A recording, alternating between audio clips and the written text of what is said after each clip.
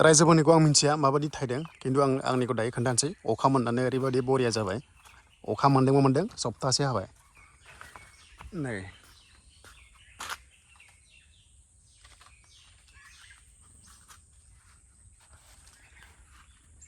सखा थुलायनो ओरैबायदि दङ अखा ओरैबायदि मोनबायना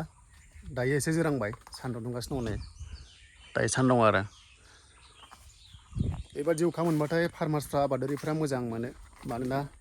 बिफांफ्रा ग्र' जायो जुखामा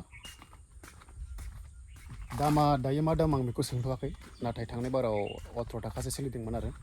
दा बेबादि टाइमाव थांनाय बाराव 25 थाखा गाहाम सोलिदोंमोन नाथाय एसे खम देग्लाय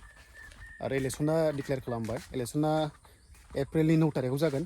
ओमफ्राय रिजाल्टआ मेनि 4 तारिखआव मोनगोन साननो हागौ रायजोफ्रा माने एथ' गोबाव दोनखो गेप्स होननानै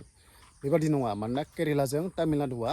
23-24 एप्रिलावसो जागोन ओमफ्राय गासै मोनबा रायजोआव इलेक्सन जागोन ना बिधान सभाया ओंखायनो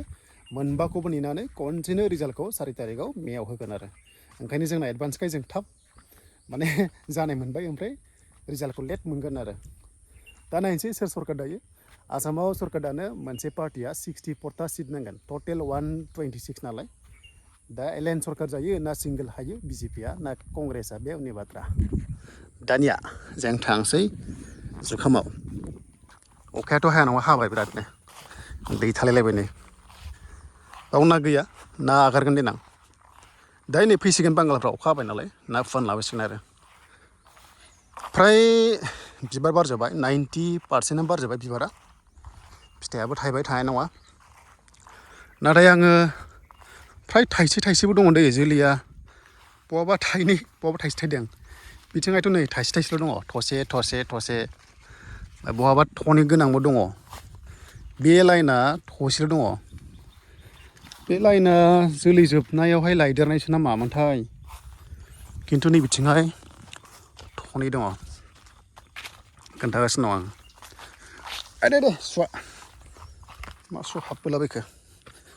नै फ्राय बिबार बारजोब्बाय सान्दुङा दा हिब्बि दुंलायबाय बिथिंहाय थनै दंलायो नै थनै नायलाय थनै दामा मा दाम जागोनथाय मेआवसो फाननो मोनगोन आं बेखौ बावहाय थनै दं नै थनैबा साबसिन जायो माने थथामबा थाइसे सेप्ता जानो नागिरो थनैबो जुदि गोगोम जाबाथाय देरहागबाय आरो मारै दं रायजो राजाफोर नोंथांमोना कमेन्ट्स खालामदो नैबे भिडिअआ बारा गोलाव जाया आं ससेल' आपडेटखौ होगोन दा मे मासनि बे जुखामा डिसेम्बराव गायनायमोन नाय फ्राय बारजोब्बाय बिबारा बारबाय आरो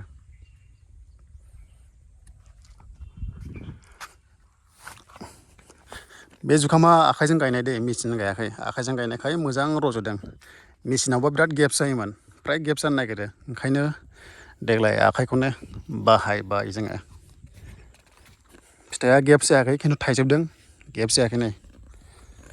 बिदिनो गेप्स जायाबा मोजां जायो आरो नङाबा थाइसे गेप्स जाबानो बिराद लस जायो ओरैनो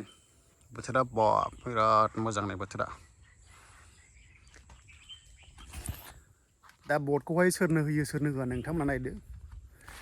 केन्डिडेटखौ नायदो बिजाथिया सोरखौ MLA हरोबा